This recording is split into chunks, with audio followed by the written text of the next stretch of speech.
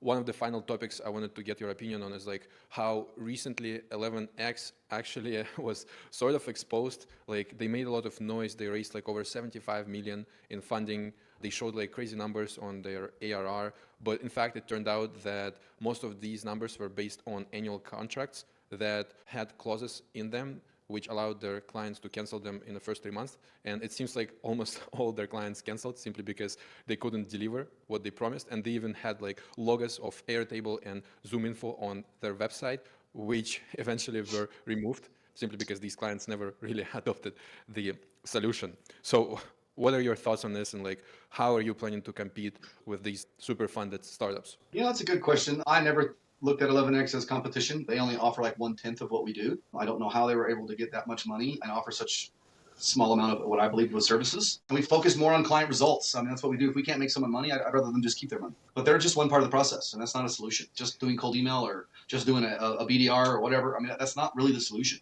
That's why we started with an end-to-end. If the AI voice doesn't work, the database reactivation, the follow-up, the nurture, something's getting these guys, or it's a holiday sequence. We have all these things moving around to make everything work. I mean, to rise is to fall, but to stay consistent is to stay on top. So we just try to stay consistent.